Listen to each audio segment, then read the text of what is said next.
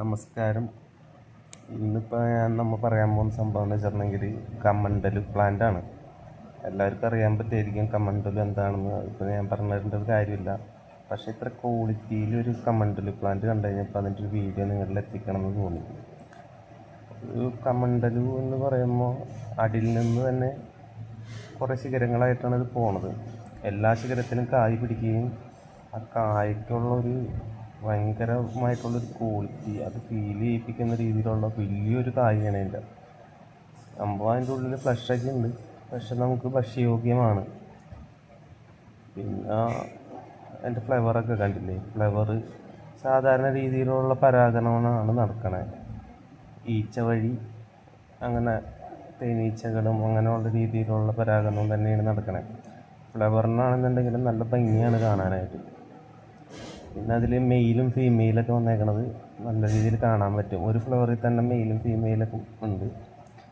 പിന്നെ അതിൻ്റെ ഫ്ലവറിങ് ഒക്കെ വന്നേക്കണത് ഇങ്ങനെ ബ്രാഞ്ചസിൽ നിന്നല്ല, അല്ലാതെ തന്നെ സാധാരണ രീതിയിലുള്ള ഫ്ലവറിങ് വന്നേക്കണം.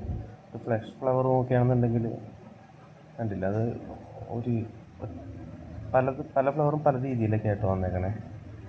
ഭയങ്കര ക്വാളിറ്റിയാണ് അതിൻ്റെ ലീഫിനായാലും. എന്താ പറയുക, ഇത് മെയിനായിട്ട് ഉപയോഗിക്കുന്നത് സന്യാസിമാർ വെള്ളം സംഭരിക്കാനും അവർക്ക് കൊണ്ടടക്കാവുന്ന രീതിയിലുള്ള പാത്രങ്ങളൊക്കെ ഉണ്ടാക്കാൻ വളരെ എളുപ്പമാണ്.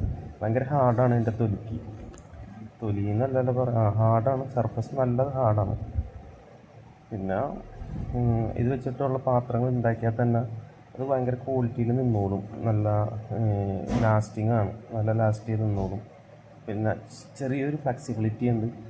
മെഡിസിൻ വാല്യൂ ധാരാളമുള്ളതാണ്. അപ്പോൾ ഇതിൽ വാട്ടർ വെള്ളം എന്തെങ്കിലും വെക്കുകയാണെന്നുണ്ടെങ്കിൽ തന്നെ ആ ഒരു മെഡിസിനൽ വാല്യൂ ഉണ്ടാവും. പിന്നെ ഇവിടെ ആരും അത് യൂസ് ചെയ്യണില്ല. അതിൻ്റെ പേരിൽ കുറേ വേസ്റ്റായിട്ടും നിലത്തൊക്കെ അങ്ങനെ തന്നെ വീണ് കിടക്കാണ്ട്. പക്ഷെ അത് പെട്ടെന്ന് ജീർണിക്കണില്ല കേട്ടോ. ഞങ്ങൾ നോക്കിയിരുന്നു, ഒട്ടും ജീർണിക്കാണ്ട് തന്നെ അത് എന്ന് വീണ് കിടക്കണം. എനിക്ക് തോന്നുന്നത് 2-3 വർഷം മുമ്പുള്ളതാണെന്ന് തോന്നുന്നുണ്ട്. അതിൻ്റെ ഉള്ളിൽ നിന്നായാലും അത് ഒട്ടും ജീർണിക്കണില്ല. മുട്ടി നോക്കിയാലൊന്നും അത് അങ്ങനെ ഹാർഡ് തന്നെയാണ്. അപ്പോൾ അതിൻ്റെ ക്വാളിറ്റി അറിയാമല്ലോ. പണ്ട് പ്ലാസ്റ്റിക് ഒന്നും ഇല്ലാത്ത ടൈമിൽ യൂസ് ചെയ്തുകൊണ്ടാണ്. കാലം മാറി, പ്ലാസ്റ്റിക്കിലോട്ട് മാറി. പക്ഷേ ഇങ്ങനത്തെ പാത്രങ്ങളൊക്കെ ഉപയോഗിക്കുക എന്നല്ല, സംരക്ഷിക്കുക എന്നുള്ളത് തന്നെയാണ് ഏറ്റവും വലിയ സംഭവം. പണ്ട് നിലത്ത് കിടക്കുന്നത് പകുതിയോളം മണ്ണിട്ട് മൂടിയിട്ട് പോലും അത് അങ്ങനെ തന്നെ കിടക്കുക, അല്ലാതെ അതിൽ വ്യത്യാസമൊന്നുമില്ല. പിന്നെ എന്താ പറയുക, അപ്പം എല്ലാവർക്കും ഇത് പരിചയപ്പെടുത്തി തന്നാണ്. ഇത് നിൽക്കുന്നത് ഞാൻ